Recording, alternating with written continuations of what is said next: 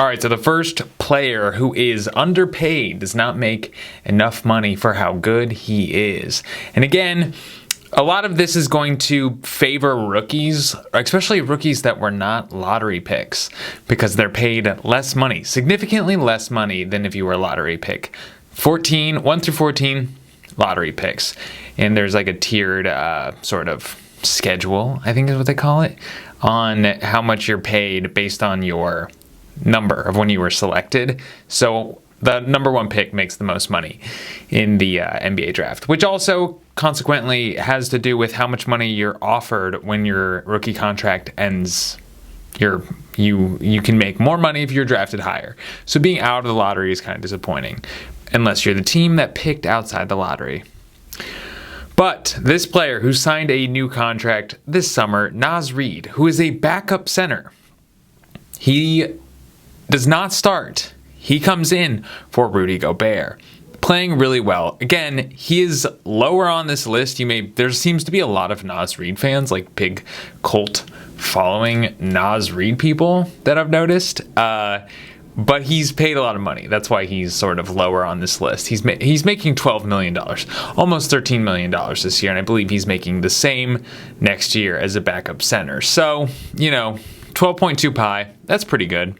It's not bad. It's I selected these guys looking at their pi rating, so their impact on the court. So all these guys are going to have high player estimate ratings, and they may not get a lot of time. That's sort of the thing. They may not be paid a lot, and they may not be getting a lot of time, but Nas is getting 22 minutes a game. Pretty good. The typical backup center. He's good on offense. He's getting 13.2 points per game, 4.5 rebounds. You'd want more rebounds, I think, for 22 minutes a game. It's a little disappointing. But really what Nas Reed offers is his three-point shooting. Most centers don't even take three-pointers. So now maybe they do. Maybe they try every once in a while. His percentage is 39.1. That's really good, especially for a center. It's really good in the NBA to be at 39. I think above 40 is a great three-point shooter. So 39% is really good, especially for a center. So that's sort of how he made his name for himself, is being a stretch big. Again, not that great on defense. You would hope for more. He's getting 0.6 blocks a game. And you'd hope he'd have a better defensive rating. I don't remember what it was, but it wasn't great. I was watching them play the Sixers, I believe. I don't know what day it was. The other day. Who cares what day it was? Dude, he was getting torched by Embiid. Rudy Gobert got into foul trouble, and Rudy was doing a really great job on Joel, and Nas could not stop Joel Embiid. That guy, he's an incredible player. You can't stop him. You can try to stop him, but you're going to foul him. You're going to send him the line. Nas Reed couldn't do it. Gobert was doing a pretty decent job. So, again, Nas, great player, but he is a backup, and he's underpaid. He's providing value at $12 million. That's a good contract, but again, he's not the most underpaid guy in the league. So let's keep moving on. Mo Wagner, the big little brother to Franz Wagner, who's kind of becoming potentially an all-star this year, who's a really exceptional player. Mo's been in the league for some time now. I think this is maybe 4th or 5th year. Could be 6th now that I'm thinking about it. But he's paid $8 million. Pretty decent contract. It's not crazy. It's not like a minimum contract. It's like double a minimum for probably what his years of experience in the league. They value him. And 12.7, again, that's good. That's better than Nas. Again, both teams are good. Minnesota is better. So your player impact estimate is going to be a little bit inflated if your team is good. The Magic are not as good as Minnesota. And still, Wagner's pi rating is a little bit higher than Nas. He plays a little bit less than Nas. He's getting 19.1 minutes a game. Again, he's not starting. 12 points, 4.3 rebounds, solid. What you would expect. And the real big number for Mo Wagner is 19.5 PER. Remember, the average player in the league, any season, every season since the beginning of time, the most average guy in the league, the mean is 15. Mo Wagner is better than that. You may think, well, of course, yeah, he's on a good team, makes sense, he's performing really well. Typically, guys coming off the bench are below 15. They're not in the top half. They're rotation guys typically.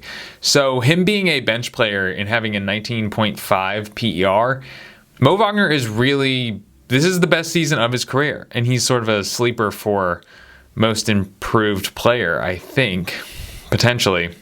But I don't know. I don't know if he'll get it, but he's underpaid. That is a great contract to have. Maybe he's only good because he's on a good team. I don't know. He's bounced around quite a bit. I believe he was drafted by the Lakers, and the Lakers didn't do much with him. Mark Williams. I hadn't even heard of Mark. This is his second year in the league. I hadn't even heard of Mark Williams before this year. My friend has him on his fantasy team, and he's crushing it for his fantasy team. I was like, who is this guy? Well, he's a Duke guy. I forget. He was like 15th, so he was outside of the lottery. So he's on one of them cheap contracts, $3.9 million this year. Very inexpensive. I think he's on the same contract for next year too, about $4 million. So very inexpensive. His pie is 12.9. Again, high. Every player is getting better, is having more impact than the player before. 26 minutes a game. He's a starter. Mark Williams starts. He's the starting center for the Hornets. 13 points. You'd hope for a little more, but most teams' offenses don't revolve around the center. Some do. Nuggets, Sixers, but Hornets don't. 10 rebounds, all you can ask for. 26 minutes a game, 27 minutes a game, 10 rebounds, 64.9% field goal percentage. Take the easy buckets, the nice and easy buckets that centers get. He's putting them in. He's not missing layups. Again, a young guy. I think he's the future of the Hornets. I think or whatever team maybe he gets traded to, or whatever, if the Hornets don't re-sign him, I think this is his kind of breakout year. Again, like I said, outside the lottery, so his contract is very inexpensive.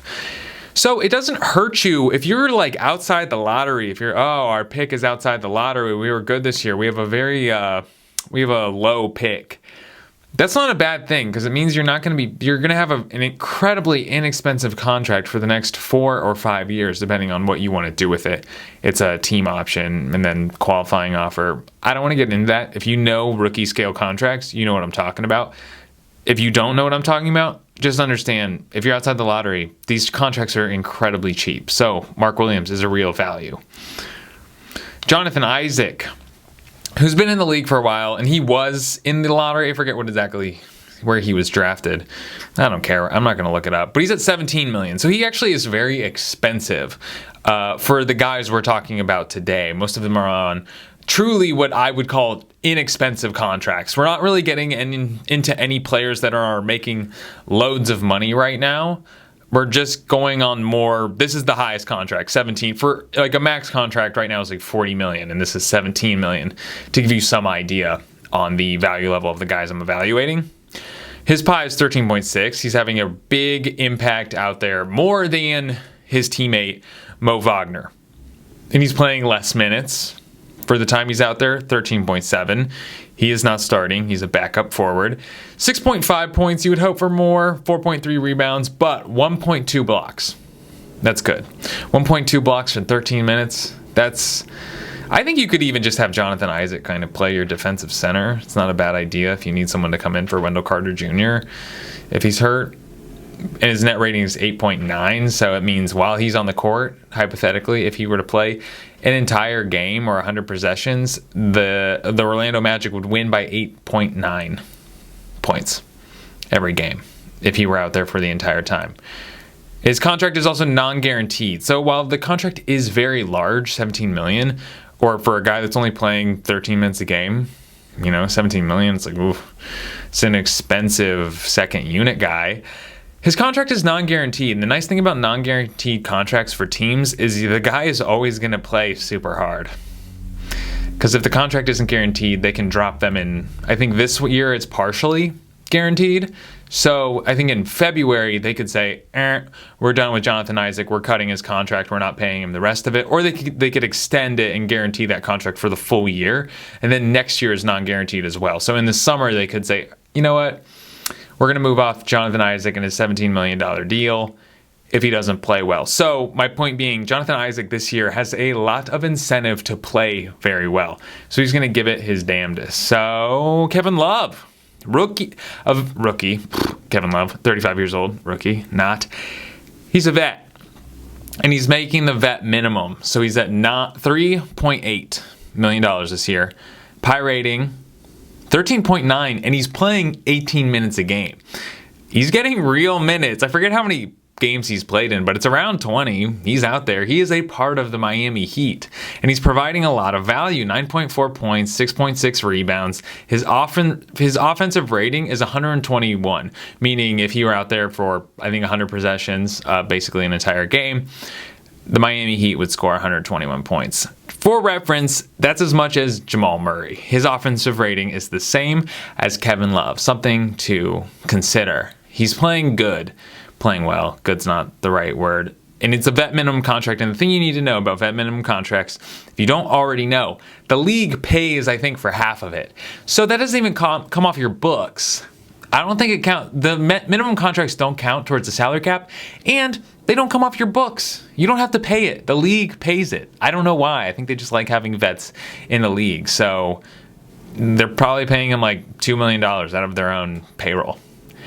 Kevin Love, very undervalued.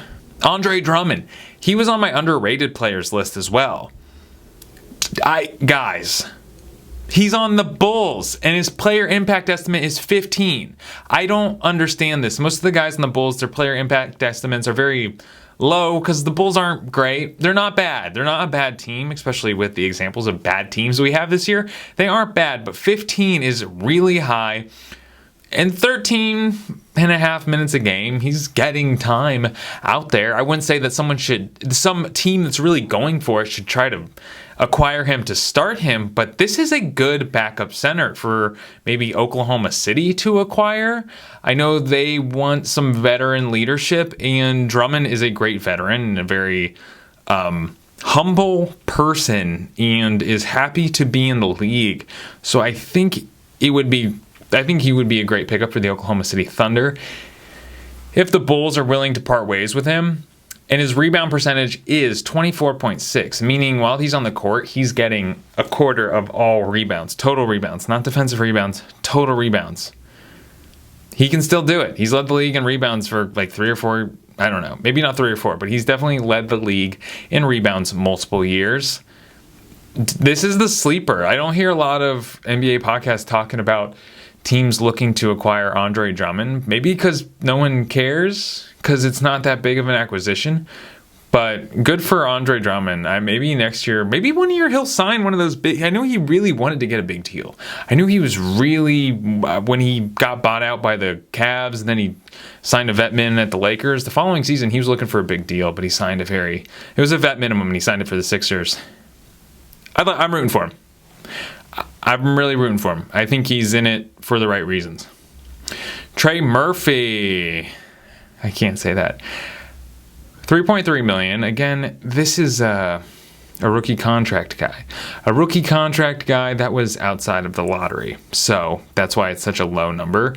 That's where your real value is. I think if you can find players that are in the first round that are outside of the lottery that you do believe in and you think can acquire the skills that they don't have that would put them lower in the draft selection, that's where the money's at, because you got them for 5 years on these contracts that are basically, in the grand scheme of all these guys signing max contracts, like 40 million, 50 million super max contracts, a guy with having a bunch of guys that are good and are under $4 million, that's good business.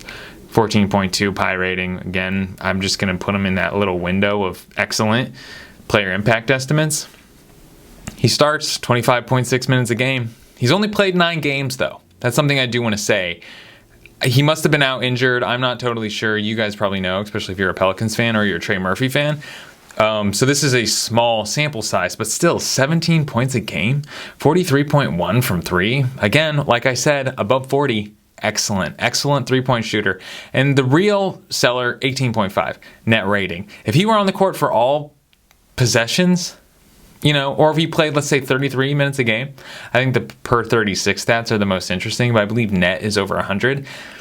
I mean, the Pelicans are winning by 15 if he's at least 15 if he's out there for 36 possessions. Or I should round it down by 10. The Pelicans are winning if he's out there. So, very underpaid player. Again, these aren't players that could necessarily be acquired because the Pelicans wouldn't trade him because he's an incredibly good value. The time when you trade a guy like this is when his contract is up and you have his you have the option of extending him a qualifying offer, or another team has the ability to give him an offer sheet. That's what they call it. You're done with your 4th year. And the example I'm going to give is DeAndre Ayton. The Pacers offered him a certain amount of money. The Suns, on his last year, it was a qualifying offer. That's what your last year of your rookie contract is. Instead of that fifth year, another team can make you an offer. And then the team you're on, so the Suns had first refusal rights. The Pacers offered him basically a max contract. So the Suns had the option of saying, okay, do you want to match the Pacers offer? Because if you match the Pacers offer, DeAndre Ayton is yours and he remains on your team. The Suns were like, yeah, we want to keep him. So they re-signed him and the Pacers were SOL. They drafted up a nice offer sheet for DeAndre Ayton for nothing. Just basically to set the price for the Suns. That's how that works. So that'd be the only reason they would trade Trey Murphy. If his contract were coming up and they knew they were going to have to pay him a lot of money and they didn't have the cap space for it. So, Tari Eason, another guy, cheap contract, 17 pick overall. Defensive rating is 97.3, which is one of the best in the league. Meaning, if he were on the court for all 100 possessions, the other team would only score 97.3 points. And that's very good in comparison. You're going to have to trust me on this or do your own. Look it up. It's incredible for anyone in the league. So he's really providing a lot of value on defense. He averages a whole block in 21 minutes. That's good. 9 points, 7 rebounds, 1 assist, 14.9. While he's on the court, the Rockets are good. And he's cheap. Alperen Sengun. Moving on to the next Rocket. The Rockets, they're the team. They have a bunch of guys that were outside of the lottery and are inexpensive and are making their team really good. That's the key. You can sign a Dylan Brooks for a lot of money. You can sign a Fred VanVleet. You can extend Jalen Green, definitely a lottery pick, a number 2 pick. You can extend him, pay him a lot of money. He's probably 20 million, 30 million, I don't know. He's making a lot of money, but if you have these guys that were drafted 16th overall, that's what Alperen Sengun was. 16th. $3.5 million. 5.7 net rating. He is a starter, so the net rating is going to go down because you're playing with the best unit of the other team. So that's something to bear in mind. That's good for a starter. 5.7. He's outperforming most of the starters in the league. 20 points a game, 9 rebounds, 5 assists. I also saw him play defense against Jokic a couple times. I've watched a couple Rockets and Nuggets games. He can stop him at times, which kind of feels rare. A lot of times when Jokic is out there or Embiid is out there, sometimes it feels like the other center doesn't. You can really see them get frustrated, and I don't really see Alperen Sengun getting frustrated, and I find that really impressive, and I don't see him getting intimidated either. So this guy's, so his PI rating is 15.4. That's 0.1 below Steph, just as a reference point. Of course, the Warriors are bad, so that's bringing Steph's PI rating down. TJ McConnell, he's my number 1. But why? Why TJ McConnell? And I have a couple extra reasons why. I'm not just going to point out what I've been doing, just like those certain stats and filling in the blank. His PI rating, again, 1 below Steph. 15 minutes a game. He's not playing a whole lot, right? $8 million. Not bad. Not one of those rookie contracts, but not bad. That's a cheap contract for a veteran, okay? For a guy that's been in the league for a while, he's inexpensive. That's what you should be paying a sub. But he is just not no sub. He is not just another sub. 8 points, 3 rebounds, 5 assists. Nothing crazy. His usage is 21%. pretty good. Pretty good for a guy coming off the bench. Again, nothing's going to blow you away. And you probably would wonder why TJ McConnell? Okay, top 10 in charges drawn and top 10 in deflections. If you want to look, you can get on NBA's hustle leaders, and they'll show you like the top 10 and deflections. I think screen assists is a big one. Charges taken. Just the things, I think tipped shots or contested shots is one. That's one that they do, contested shots. He's everywhere on it. And he's top 10 in charges drawn and deflections, meaning when someone passes the ball, it's not a steal, but you deflected the ball and went out of bounds off your fingers. These are hustle things. So TJ McConnell fills in the cracks, and his net rating is pretty good. So meaning, he's not just a faucet, or these aren't just looking at hustle stats that we can't draw any conclusions from it. TJ McConnell, it provides a lot of value for a team, and most people that do personnel for teams probably wouldn't notice these type of things if they're just looking at numbers. But I think he's